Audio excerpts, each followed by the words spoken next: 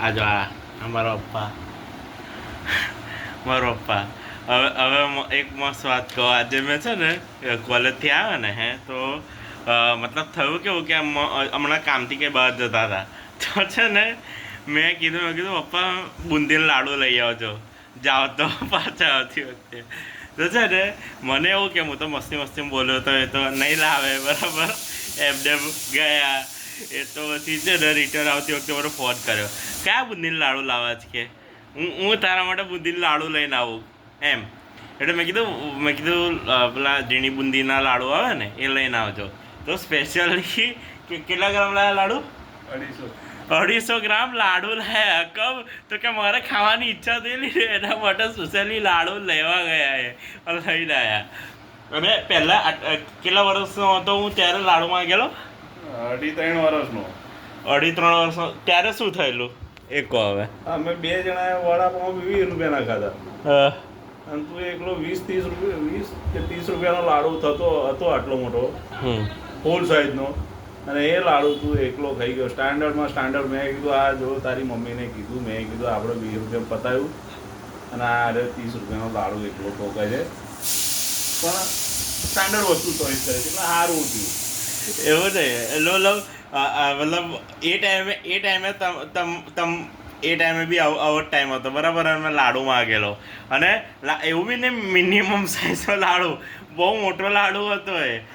મોટો લાડુ હતો અને મેં માગેલો. મેં કીધું મારે લાડુ ખાવા છે તમે જે ખાતા હોય બરાબર. એમણે 40 રૂપિયા મતલબ મમ્મીએ અને પપ્પાએ ટોટલ ખર્ચો એમનો 40 રૂપિયા થયેલો ખાવાનો.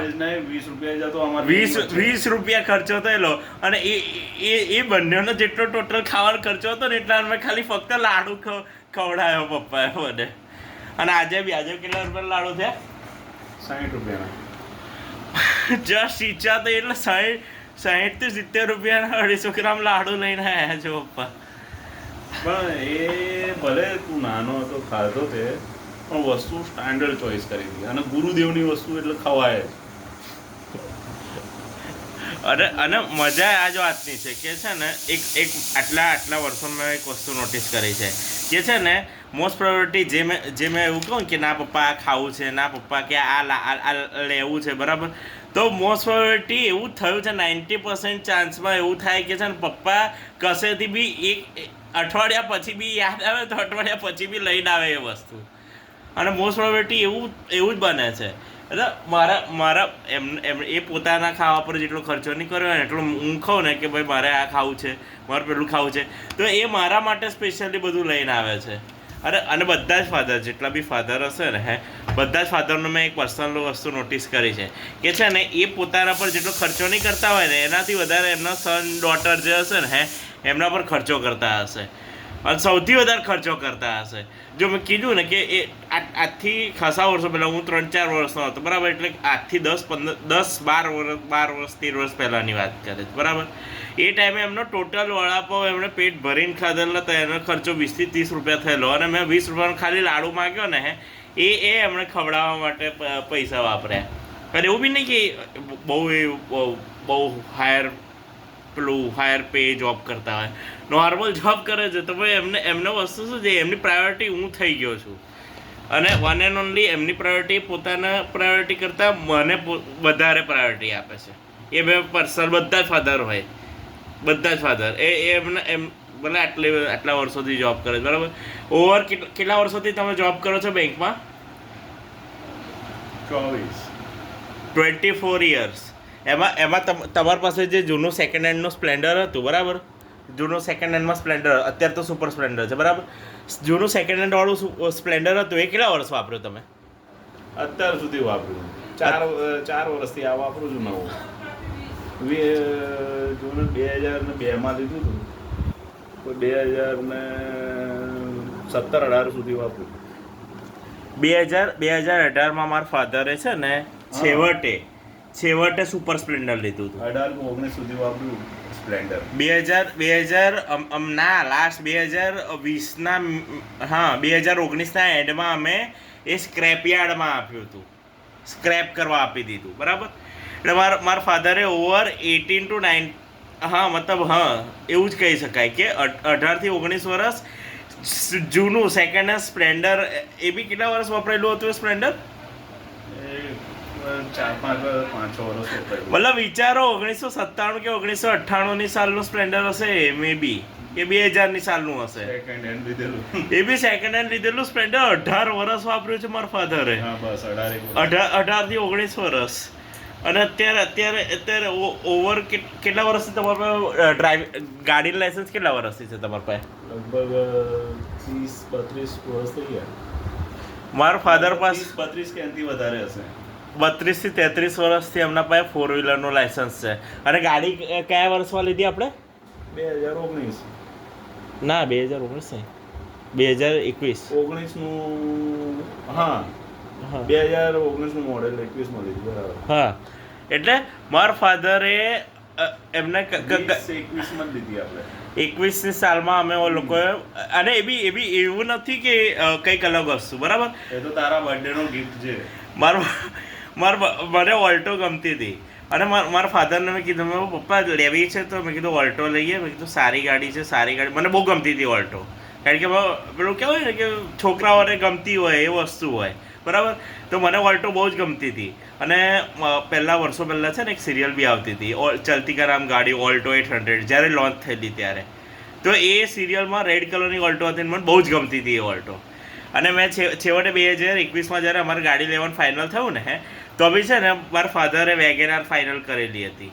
અને i10 બી અમે લોકો અમે જ્યારે ઓલ્ટોનું બુક કરાવીને એ પહેલાં અમે લોકો વ્હાઇટ કલરની i10 લેવા માટે તૈયાર થઈ ગયેલા. અમે પેમેન્ટ કરવા સુધી તૈયાર હતા કે ટોકન આપી દઈએ ગાડી લઈ લઈએ અમે લોકો બરાબર. એ બાય ફોર્ચ્યુનેટલી એ ગાડી કોઈકે પરચેસ કરી લીધી હતી એવું હતું. અને ત્યાર પછી સેકન્ડ પ્રાયોરિટી અમારી કઈ હતી કે ભાઈ કોઈ ગાડી જોઈશું વેગેનાર એમ. અને એ દિવસે છે ને મને ઓલ્ટો ગમી ગઈ હતી. એક મસ્ત મે બી ફોટો હશે કે નહીં એ તો યાદ નહીં.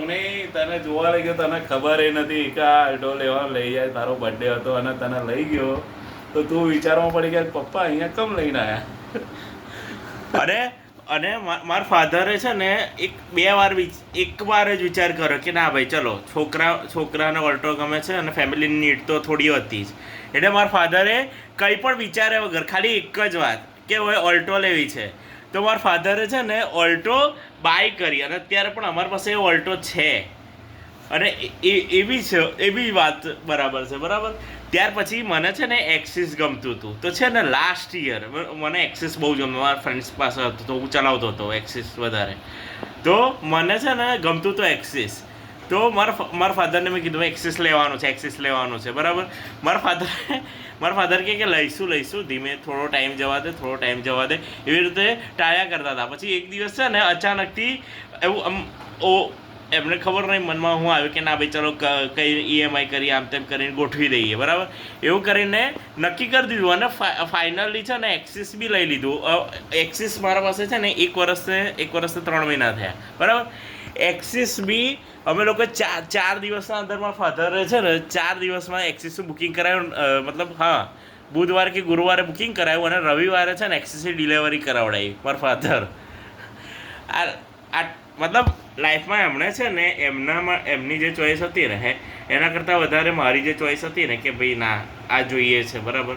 તો મારી ચોઈસ પર વધારે પ્રાયોરિટી આપી છે એ એક્સેપ્ટ હું કરું છું. અને અત્યારે બી હું એન્જિનિયરિંગ કરું છું બરાબર. એમણે તો મને ત્યાં સુધી કીધું કે તારે જે કરવું એ કર બરાબર. પણ મારું ઇન્ટરેસ્ટ કેવું હતું કે થોડું બહુ એન્જિનિયરિંગમાં એવું હતું કે ના ભાઈ આપણે માટે સારી એવું સ્કોપ છે એવું કરી મેં એન્જિનિયરિંગ લીધી. અત્યારે હું એન્જિનિયરિંગ બી કરું છું. સાથે મેં સ્ટાર્ટ શું કર્યું કે ભાઈ ચાલો આપણે વિડીયો બનાવીએ કે કોન્ટેન્ટ ક્રિએશન કરીએ બરાબર. એ પણ સ્ટાર્ટ કર્યું અને એમાં બી ફૂલ સપોર્ટ છે એવું કશું નથી. પણ વસ્તુ શું છે ખબર છે અમુક ટાઈમે જો આજે પણ વસ્તુ એ જ છે કે આ વિડીયો બનાવવાનું રીઝન મારા માટે અને મારા લાઈફ માટે એ છે શું ખબર છે 2 મિનિટ વાત કરી લેવા તમને 2 મિનિટ કટ ચલો એટલે ફોન પર વાત કરે બરાબર. એટલે મેં આટલા વર્ષોમાં વસ્તુ શું નોટિસ કરી ખબર છે. અત્યારે તો જો હું 17 થી 18 વર્ષની એજ મારી થઈ 18 વર્ષ બરાબર. વસ્તુ શું છે ખબર છે કે મેં આટલા વર્ષોમાં એક જ વસ્તુ નોટિસ કરી છે કે મારા ફાધરે છે ને મોસ્ટ પ્રાયોરિટી બધા જ ફાધર સેક્રિફાઈસ પોતાના સન માટે કરતા જ હોય.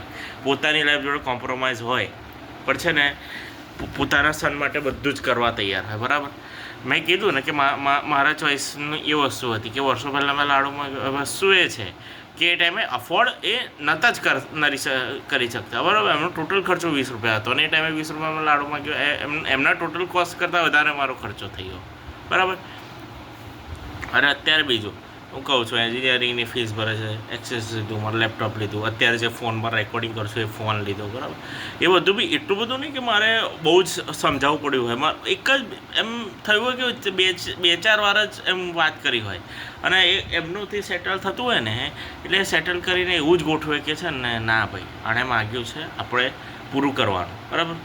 અને મારી મેં પર્સનલ લેવલ પર કહું કે મેં પર્સનલ લેવલ પર છે ને મારા ફાધરે જે સેક્રિફાઈસ કર્યા છે ને એ જોયા છે કે મારા ફાધરે 18 વર્ષ સુધી એક જ બાઇક સેકન્ડ હેન્ડ લીધેલી બાઇક વાપરી છે બરાબર. 32 વર્ષથી લાયસન્સ હતું પણ કોઈની બી ગાડી અડવાની નહીં અને ગાડીના પૈસા ગાડી અફોર્ડ જ નહોતા કરતા બરાબર. કે ભાઈ છોકરાનો ખર્ચો થાય છે, છોકરાનો ખર્ચો ગાડી નહોતા લેતા. જ્યારે ગાડી લેવાની આવી ત્યારે બી પોતાની ચોઈસ નહીં, ચલો છોકરાને જે ગમે છે એ ગાડી લઈ લઈએ બરાબર. અત્યારે બી ચલો કાર નો ડાઉટ હું અત્યારે બહુ ઓછી શું કહેવાય કાર ચલાવવાનું ના માત્ર બરાબર છે બરાબર. શું કેવું છે એ વસ્તુ છે પ્રાયોરિટી ફાધરે સનને જ આપી છે. મારા મધરે બી ઘણી બધી વસ્તુઓ કીધી હતી બરાબર. મારા મધર બી મોસ્ટ પ્રાયોરિટી એ જ ટ્રાય કરતા હોય કે ભાઈ ના ભાઈ મારો સન છે તો સારું હોવું જોઈએ એમને પ્રોવાઈડ બધું જ કરવાનું. અરે ઓવરઓલ લાઈફમાં હજુ બી આગળ બી એવું કહે છે કે ભાઈ તારે જે કરવું હોય કર, હું બધો જ સપોર્ટ કરીશ, તું જઈ સુધી તારે કરવું હોય તું કર, એન્જિનિયરિંગ સાથે સાથે તારે જે કરવું હોય કર, પણ ખાલી એટલું કામ કરજે કે ભાઈ આગળ જઈને તારે એવું ના થાય કે ભાઈ મેં મારા મનનું નહીં કર્યું એવું બરાબર. નેક્સ્ટ વિડીયોમાં મળીએ. આ તો ફાધરના એક સેક્રિફાઈસ મારા ફાધરે મારા શું ડ્રીમ પૂરા કર્યા નહીં તો મેં કીધું આના વિડીયોમાં અંદર. અને મારા ફાધર બી કેવું એમ તો ઇમોશનલી જોડેલા છે પણ એમ બોલે નહીં, કશું બી નહીં બોલે.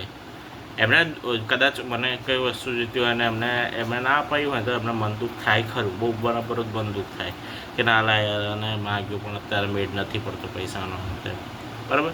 જે બીને ફાઇનાન્શિયલી જ અનસ્ટેબલ હતા, બાકી બધું તો હતું જ એવું છે. ફાઇનાન્શિયલી અનસ્ટેબલ હતા પણ વસ્તુ ટ્રાય બધો જ કર્યો છે કે ભાઈ મારું બધું જ પૂરું થઈ શકે એવો ટ્રાય કરેલો છે બરાબર. કઈ નહીં નેક્સ્ટ વિડીયો મળીએ. લાઈક શેર અને સબસ્ક્રાઈબ.